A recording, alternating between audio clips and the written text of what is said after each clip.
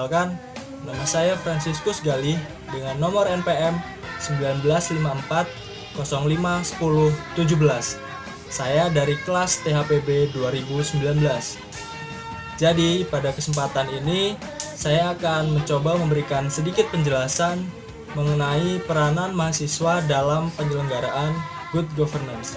Sebelumnya, saya akan memberikan penjelasan tentang apa sih itu good governance.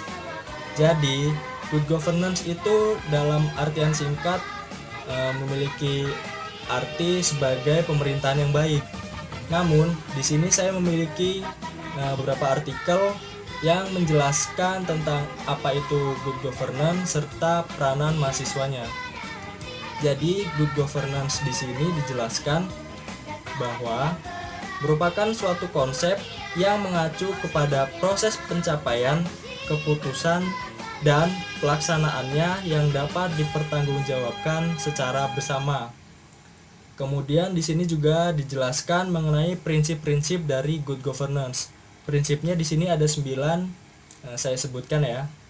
Jadi prinsip yang pertama itu ada partisipasi, kemudian yang kedua ada penegakan hukum, yang ketiga ada transparansi, yang keempat responsif, kemudian yang kelima yaitu orientasi kesepakatan, yang keenam keadilan, yang ketujuh efektivitas, kemudian yang kedelapan akuntabilitas, dan yang terakhir yang kesembilan yaitu visi strategis. Kemudian di sini juga ada peran mahasiswa dalam pelaksanaan good governance. Jadi peran mahasiswa di sini disebutkan ada 3. Apa aja sih? Jadi yang pertama yaitu ada agent of change. Apa sih itu? Jadi mahasiswa itu merupakan kaum intelektual. Maka mahasiswa dituntut untuk melakukan suatu perubahan ke arah yang lebih baik. Kemudian yang kedua ada agent of control. Jadi mahasiswa itu berperan sangat penting ya, berperan sebagai kontrol terhadap kebijakan yang dibuat untuk menyangkut hajat orang banyak. Jadi para mahasiswa itu memiliki peranan penting ya dalam sebuah negara. Kemudian yang terakhir yang ketiga ada iron stock. Apa sih itu? Jadi mahasiswa merupakan suatu aset atau cadangan untuk masa depan. Jadi para mahasiswa merupakan cadangan ya buat masa depan. Siap-siap. Kemudian di sini dijelaskan hambatan apa aja sih yang ditemukan dalam mewujudkan good governance. Di sini dijelaskan hambatannya ada 3. Yang pertama, integritas pelaku pemerintahan yang masih rendah. Peran pemerintah yang sangat berpengaruh jika integritas para pelaku pemerintahan cukup tinggi. Tidak akan terpengaruh walaupun ada kesempatan untuk melakukan penyimpangan. Misalnya seperti korupsi yang mudah menyebar di mana-mana. Kemudian yang kedua, kondisi ekonomi masyarakat. Krisis ekonomi bisa melahirkan berbagai masalah sosial ya.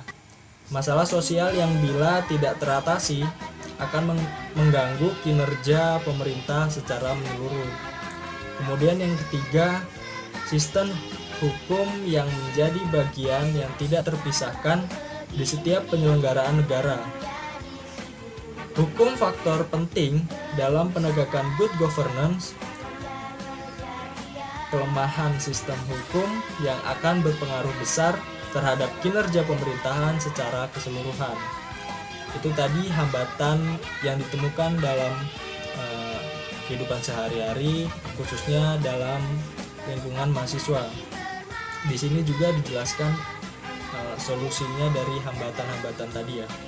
Solusi yang pertama, kita sebagai mahasiswa harus sadar akan pentingnya buruknya tata kelola negara kita. Harus membuka mata bahwa masih banyak permasalahan yang terjadi di Indonesia ini. Yang kedua, kita harus terus memperluas wawasan, khususnya mengenai good governance, sehingga kita menjadi mahasiswa yang berintegritas karena memiliki wawasan yang luas. Dan yang terakhir, ingat, kita adalah agent of change. Mahasiswa memiliki peran yang besar bagi masa depan bangsa kita. Jadi sekian penjelasan yang dapat saya sampaikan mengenai peran mahasiswa dalam penyelenggaraan good governance. Terima kasih.